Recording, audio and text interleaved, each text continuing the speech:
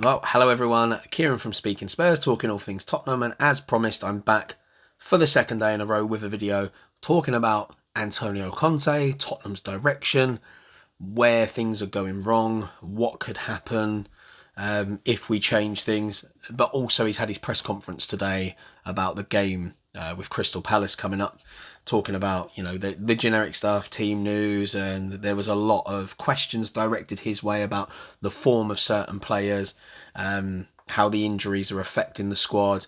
And then there become this mass defensive portion of it where he repeated himself an awful lot and backtracked a little bit, almost started a accusatory period on the journalists about them maybe not listening on purpose or maybe not understanding things that he's saying. He then backtracked and was talking about his lack of English. I'm just going to kind of talk about the press conference itself, and then I'm going to give you my views on where I think the direction of the club should go.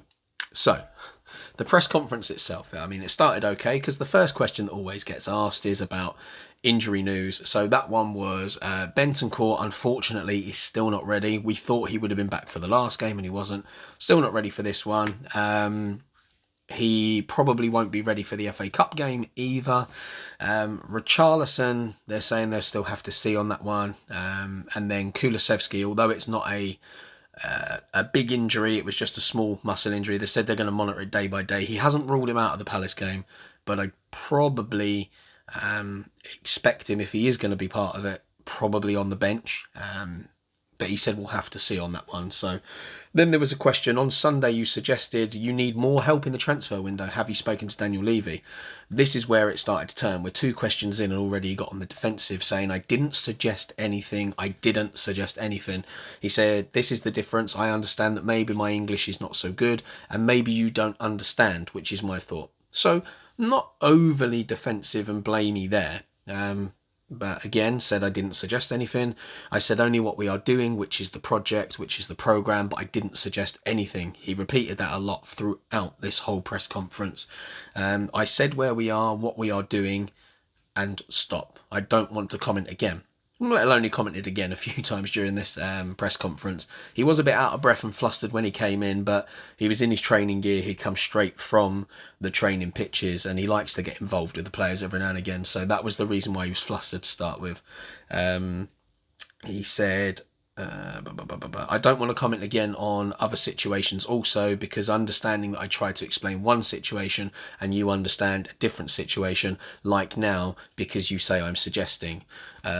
Now, this was partly where he made comments that alluded to the fact that Tottenham need to invest in at least 2 big key signings every single transfer window. Now, he's not saying that he needs to be backed and that we need to do the business, but I do stand with Conte on this one, because natural progression of football is each transfer window, as other teams improve, you need to improve with them. It's kind of common sense.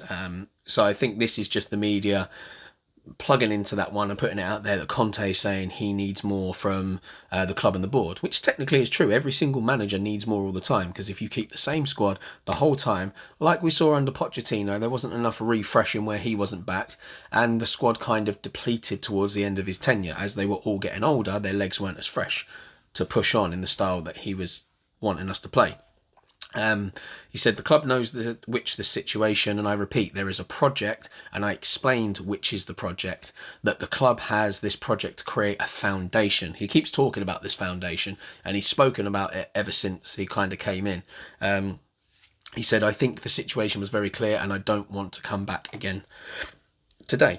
Then somebody asked, is this a project you want to be part of?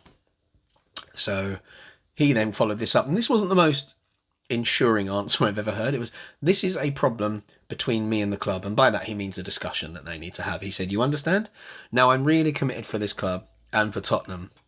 There's a project, and when I sign the contract with this club, and I have to accept this project to try and build with the club in this project, then during this process it can happen 1,000 things. The club can sack the manager, or there are other different versions, different situations. By that he means the club don't give him what he wants and he decides to walk away. not the best answer to tell us where his future's going to lie. And I think to an extent he is happy.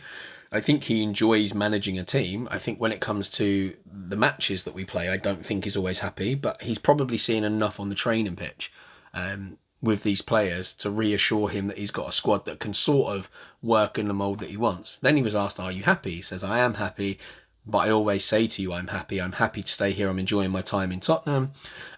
He mentioned a bit about the facilities and all that we've got around him.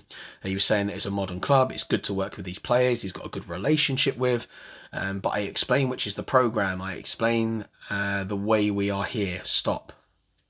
I didn't suggest anything. He went back to this again. But I have to tell you, sometimes I go to my home and I think for sure I have to study much more English because I'm not good to transfer my thoughts to you because I'm not good or you don't want to understand what I say. So that one was a direct dig. It then moved on to Sonny and about his form. I'm not going to talk too much more about the questions that were asked, but when it comes to the form of the players, because it moved on from Sonny, then on to other key players underperforming, he essentially, in a nutshell, said Sonny, Kane and Hugo Lloris are the biggest players at this club. He had no worries about saying that, and I think the rest of the players know that anyway. Lloris is he's a World Cup winner. He's a very experienced player, captain of country, captain of Tottenham. Harry Kane, one of the best goal scorers in the world. Sonny, Golden Boot winner last year. Kane and Sonny, most lethal duo ever to grace the Premier League. There was a question about do the other players need to step up when they're struggling? He misunderstood that question, and the person that told him what the question was again from Tottenham got it kind of wrong, and it reverted back to Kane, Sonny and Hugo Lloris. They asked about Lloris's mistake as well.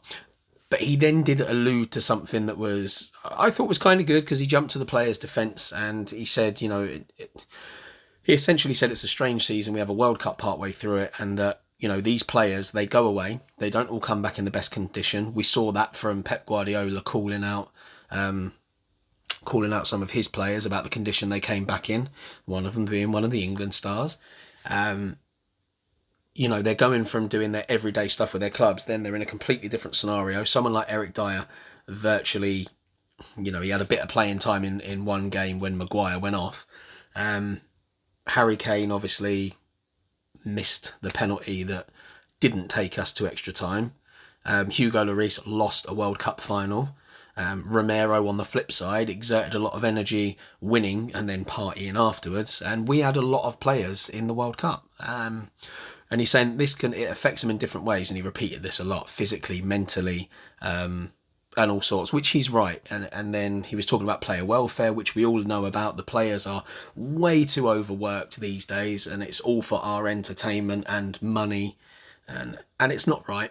We all know that. It is not right whatsoever. The players are not looked after. Squads need to be bigger, but the issue is, if you want to be successful, you need a top-level squad, which comes with a lot more financial outlay, which we aren't willing to do at Tottenham. Some of the clubs can just afford it. Tottenham is one that it can afford it, but we still like to turn a profit each year, so it is what it is. He was then asked about the squad depth and stuff, because obviously Bentancur's injured, Kulusevski's had an injury, Richarlison's injured, Sonny's obviously got his mask that he threw off in the last game, Dyer is fatigued and has now had to sit on the bench, although I'm still pretty sure that was a punishment for his mistake. Hugo Lloris obviously has made a few mistakes recently, so mentally there's something with him that's not right. So they were asking about players like Skip and Sarr, whether they're ready to start. Brian Hill, the backup players, have we actually got enough? And it was a question that angered him. I think it might have actually come from Alistair Gold. I couldn't tell, because the people saying the questions, when you listen to these back, it's often really quiet, and then Antonio Conte will be nice and loud. But he was trying to say it was about the creativity that we're lacking, and he tried to say that he never said we didn't have enough creative players. He was saying, and he went on about this a lot, repeated it many times, when you have 4 attacking players and then 2 are injured, And I think he didn't mean to say that, because he's actually got 5 attacking players, one being Lucas Moura, who's been out for a long, long time. He said they tend to be your most creative players. You take 2 of them out of the equation, it makes things difficult. You're going to have a problem.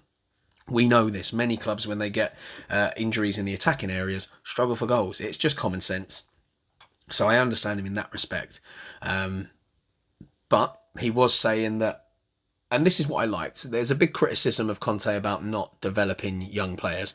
He doesn't give them enough chances. We all know this, and that does infuriate me. He doesn't like to rotate his squad. He likes his best 11, and he tries to stick with that as much as he can. But he did say this is an opportunity for Skip or Sarr tomorrow. He said this is normal. We knew this. In midfield, we have 5 players: Pierre Rodrigo, Bazuma, Skippy, then Sarr. If one is injured and one is banned, then it's a good opportunity to see another young player and to make an evaluation. He did talk about, we've got a lot of youngsters, 21, 22-year-olds, Brian Hill, Sarr, Sessegnon, Spence, and he said like all under 21s and stuff. He did praise Skip for his last season performances. He said he had 2 or 3 months where he played very well before the injury. Obviously, hasn't had game time since he's come back, really, but I think that's because Bentancur and Højbjerg have been so good together in the middle of the park. But it does mean when these players are out, the guys coming in haven't actually had enough football to bed into the squad properly and make a difference. So expect to see, I think we might see Sarr and Skip in the Palace game at some point. I think one will start and one will be brought off the bench in the second half. So that's a good thing. He did also say that Hill is quite likely to start tomorrow. He did praise him, saying like he's a very good player. We all know he's very technical, but he's just young and he's quite weak at the moment. But yeah, it is good to know that he does have some belief in these young players, albeit he doesn't actually think they're ready to be at the level that he wants. But they're not going to get there if they don't get the game time. He talked about the welfare again, about 60 games and that in a season. But it was a hard one to watch. I'm not going to lie. At times he looked very emotional, very defeated. I'm going to talk about where the club can kind of go in this situation. So Conte needs to be backed 100%. We know this. He wants ready-made players. He doesn't really develop players as such, but it doesn't mean players don't improve under him. So we saw Ben Davies has improved. I think the majority of that is down to the position switch. I don't actually think that's a Conte thing that's improved him. I genuinely think he's a better left-sided centre-back in a back 3 than he is a left-back. I think we all know this, or anyone that has watched Wales over the years knows this. So I'm not sure that's a Conte thing, but we can't argue there has been an improvement in the consistency of Ben Davies since Conte has been in. Eric Dyer last season and Hugo Lloris probably had their most consistent seasons in a Tottenham shirt in their respective positions. Dyer's obviously had some good seasons in midfield, but that was his best season as a centre-back. Højbjerg is definitely an improved player. He scores more goals, gets more assists, so he's a more rounded player for the squad. Bentancur, I don't think necessarily he's been improved. I just think he's a very good player that, as he's getting older, is improving. Kulusevski, it was a confidence thing. He was struggling towards the end of his time in Juventus, and I think coming to us, it gave him the confidence to kick on. Harry Kane, although we can say he hasn't necessarily improved as a player, because he's already a very complete player, his fitness levels are better. So that has improved. Son had his best season in a Spurs shirt last season. So although he doesn't necessarily develop players, he's given them the structure to flourish. I think that's the better way of saying it. But if you don't give Conte exactly what he wants, there's no point in having him. I think he's a fantastic manager, but he's very rigid. He has his system, he has his way of playing. And it's the same that we had with Jose Mourinho. You don't give him what he wants, you might as well not have him. These managers know exactly what they want. They know the players they want to fit their system. Give them those players, they will succeed. Go out and buy them, they will succeed. You don't, you're asking a player, you're asking a manager to coach these players to become elite players. They're not those guys. They are not. Their tactical prowess is incredible. They're very tactical managers. They will get the best out of players in the system, and they will get the right players for the system.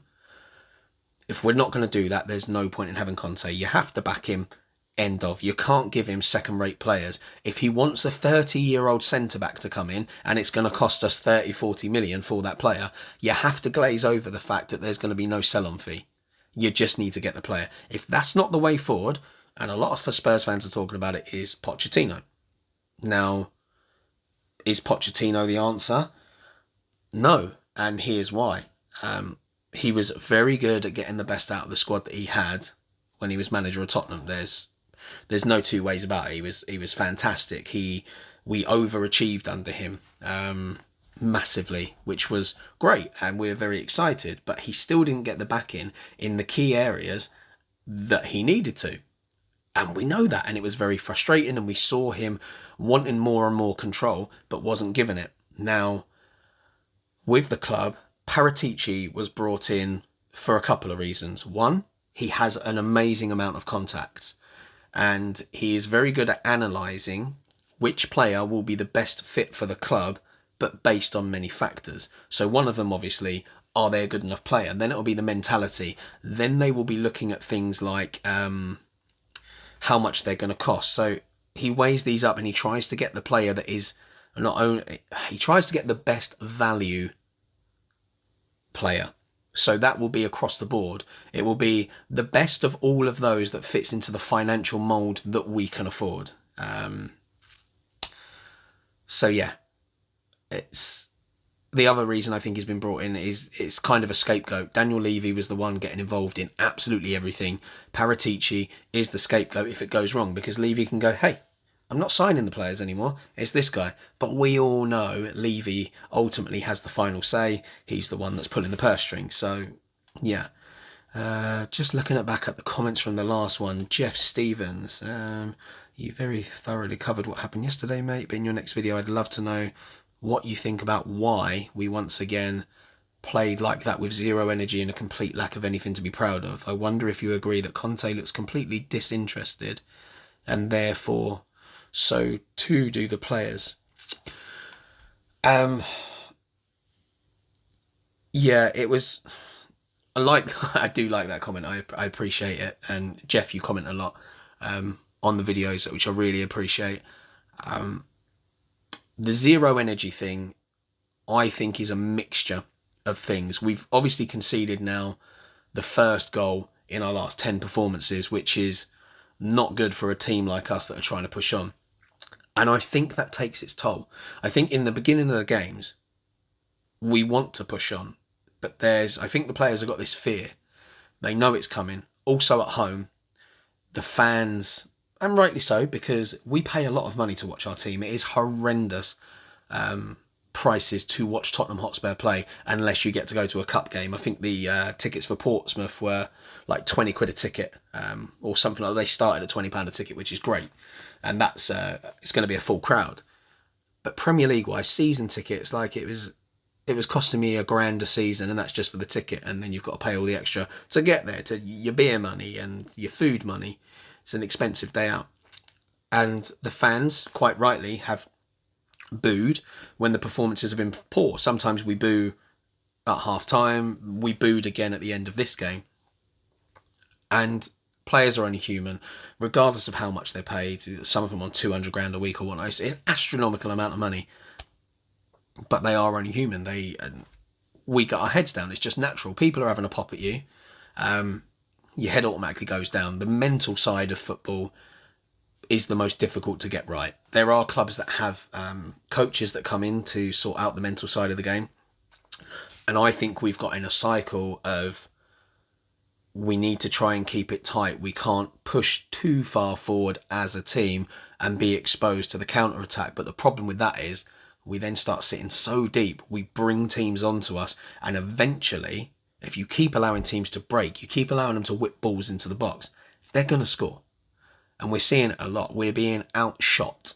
Not necessarily outscored, but outshot in a lot of games. We did in this one. We had 6 shots, only 2 on target. They had 13 shots. They scored more goals than we did. It's very simple. So I think that's one of the reasons. I also think, a few of our players went far on in the tournament. I think emotionally, Harry Kane is quite drained. Sonny has zero confidence at the moment. I don't know what's up with him at the moment. And I think when those big players aren't quite pulling it out the bag, naturally it brings the rest of the team down. I don't think there's enough talking from some of the players on the pitch. The injuries are definitely hurting us. And it's come at a bad time for some of them. Doherty was playing well for the club in the friendlies whilst the World Cup was on. But then Kulusevski's injured in front of him, so he's now playing with Bryan Hill. Then you've got Perisic coming over. So I think that's part of it. But as for the whole season, it's a tough one. It's a hard one to answer, Jeff, with regards to why it's happening so often, because we all know in the second half, we'll come out flying and we get this reaction, and we all know if they can do it then, why can't they do it from the beginning? And several times they've backed Conte. We've been sitting there going, well, surely it must be a managerial decision. He must be telling them to play within themselves and be a bit more cautious. And we know he says foundation all the time. He likes a solid foundation, and that starts at the back. Another theory on it, he likes the press, okay? But at the same time, Harry Kane, even though he's at his peak physical condition, he hasn't got the energy to run around for 90 minutes every game and press high like he used to. So either Harry Kane's making the decision not to do it, or he's been told not to. And my issue, if you're going to be a pressing team, like, I play Sunday League football, and I play midweek football, and with that, I always say to teams, when managers want us to press, if you've got one person in your team that is not pressing, there's no point in being a pressing team. I think this is part of the issue. Harry Kane has a lot of moments where he doesn't press the way we need him to, and it's a soft press. And I get why he's doing it. He's conserving energy for those big moments where we burst on the counter-attack and he can do something. He's not as slow as he actually looks. But if he's going to continue to run for 90 minutes like that from the front, especially when teams against us, they tend to hold the ball back quite deep, play around, and then hit a long ball and break. So Kane is actually one of the ones that has to do the majority of the pressing. And I think that's one of the main reasons for it. If you have one person that is not willing to press, there is no point at all, because it always leaves passing outlets around that one player. And then you get a situation where if he doesn't press, you see Bentancur fly up the pitch. He then goes up. He's only got Højbjerg next to him. So there then becomes an overload in behind him, and then it's 2-on-1 versus Højbjerg. Sometimes 3-on-1, because we play a lot of teams where they outnumber us in midfield. Naturally, we have the wing backs, the 3 centre backs, the 2 wing backs. They then join part of the midfield, but then they just bypass them by playing a ball over the top. So the second one doesn't press, the next one has to go. When that one goes, it then creates a gap. So you then have a situation where Højbjerg is left isolated, and then we see Romero come out. Then that leaves 2 at the back, which doesn't work when you're in that situation, because then that leaves a gap where Romero's gone, and unfortunately he's the right side of the back 3. So the second he goes, you've actually got Davies and Dyer, or Longley, here, and then you've got a massive gap between Dyer and whoever's out as the right wing back, whether that be Royale or Doherty or whoever, a massive gap. And you will see when Tottenham play, a lot of the time there will be, and this is not just a feature of Tottenham, it happens a lot in football where people play with the wing backs, you will see a lot of balls pinged out wide, and either the wing back has to sprint back to get into a position to mark the winger, or you will see one of the centre backs come across. The second they come across, it creates a gap for a striker to run into, and there's always an overload, and all that comes from one person not pressing. Now, I know that probably sounded a little bit full on for some of you, but it is that simple. Football is a very simple game that is overcomplicated by trickery and people trying to do too much. It's a simple football. This is why tiki-taka works. The whole point of tiki-taka is You play in close proximity one another. You pass, you move, you pass, you move. The whole point of moving isn't always to receive the ball. It drags the defender. And then you've got space somewhere else. That is the whole point of football. And I understand that if every single team played like that, it wouldn't work. But essentially, yeah, that's my whole point. I think a lot of it is the pressing. Sometimes we're slow at the front, and that's kind of the case of it. If you don't defend from the front, you're always going to be on the back foot. But traditionally, it's not even just under Conte. I think over the last, I don't know, as the decline started under Pochettino, it's been a pattern of ours where we start games very slowly. It's taken us 15, 20 minutes to start. But we've got in a situation now where once we get into the game, we tend to be very good in possession of the ball. We're very good at spraying it about from defence to midfield. We sometimes hit these lovely long balls, but we're not quite getting the last pass right either. Some of that is down to Harry Kane's reluctance to be in the box because he likes to drop deep. And the players we do have arriving in the box are not very tall. They're not very good in the air. Lucas Moura is one of our better players in the air, but we haven't seen him since God knows when. And this is part of the problem. I don't know how we resolve it. Maybe there needs to be a system change. It's a big job for Conte. This January transfer window is kind of make or break, I think, for Conte. There are a lot of rumours coming out that he's not going to go during the season. He's going to go right at the end of the season, and Pochettino is going to be the man to come back in. Now, I think the majority of us would quite happily have Pochettino back, myself being one of them, but only if he's going to be back to the right way. I think some of these young players, he will bring on leaps and bounds. I think Pat Matassar will be great. Oliver Skipp can pick up where he left off. Brian Hill could be used in a different way. We know it'll probably be a different system as well, which will be exciting. Who knows? Harry Winks might come back and turn into another player, or the player that he was underneath Pochettino, where we thought we had a really good youngster in midfield. It'll be very, very interesting if it happens. But with regards to what happens if Conte goes and we don't go the Pochettino route, I honestly can't tell you what the answer is, because it doesn't matter what manager we have in. If they're not backed in the right way, it is never going to work. We are not going to win a cup. We are not going to win the league. We are going to be stuck in this limbo where we float between Champions League and Europa League. And that is the reality of it. It is... Daniel Levy is excellent at running the club financially, but lacks the ambition to push us onto the next level on the pitch.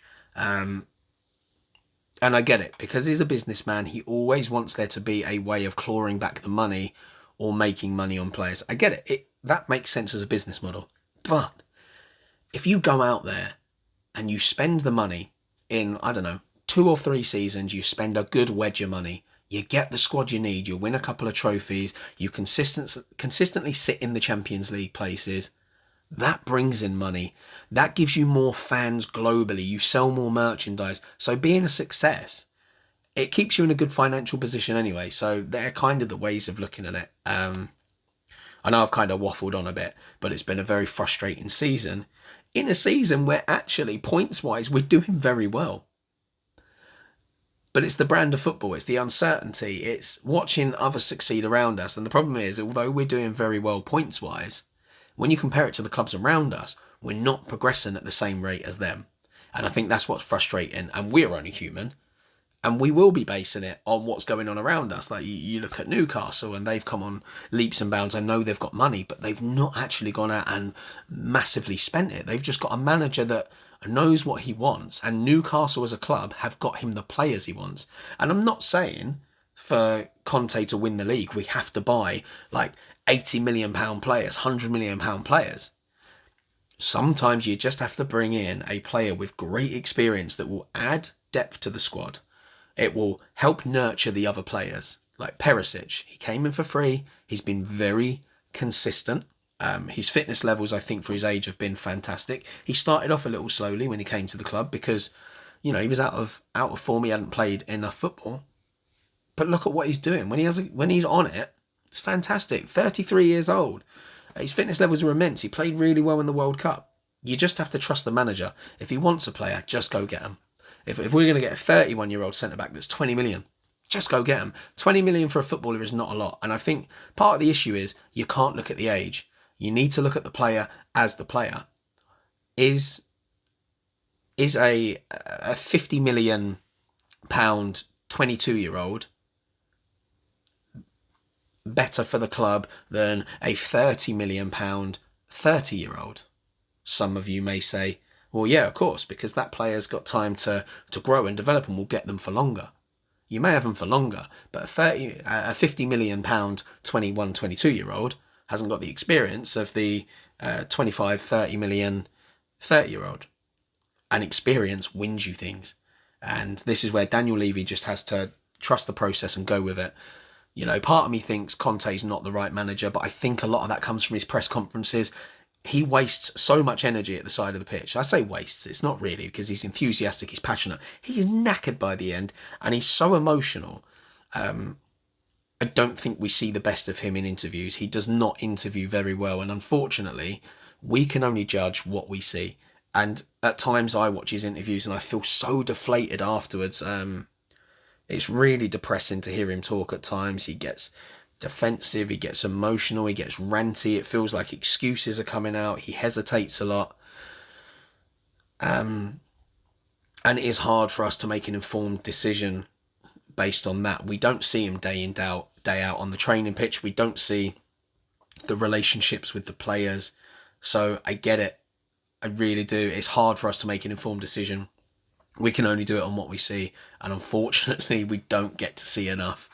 And we're only human. We make mistakes as well. So I hope that partially answered your comment, Jeff. I really do. I know it went a bit all over the place, but there's a million thoughts going through my head at the moment. So look, hopefully we get a reaction against Crystal Palace. They're not going to be an easy team. They've clearly got a good manager. He's been doing good things with them. They already had a good defensive base. I've said this over the last couple of years on this channel, that defensively they've been very rigid. They get 11 men behind the ball. They fight for one another. But Vieira's added a bit of attacking finesse. He's kind of unlocked it. They've always had the players to do it. But they had a manager in Roy Hodgson that just didn't know how to unlock it and make things tick. They've got a manager that can do that. They've got some decent players in now. So we'll see. It'll be a tough game. But if not, always got the game against Portsmouth to look forward to. But yeah, expect to see not a full strength squad against Palace, but hopefully some of the other players use it as a chance to kick on and prove themselves, and the big boys that we've got in the squad start firing and get a bit of confidence back. But that's it for the video today. I hope you enjoyed that one. It's a frustrating time for Tottenham, I know. Frustrating time for us as fans.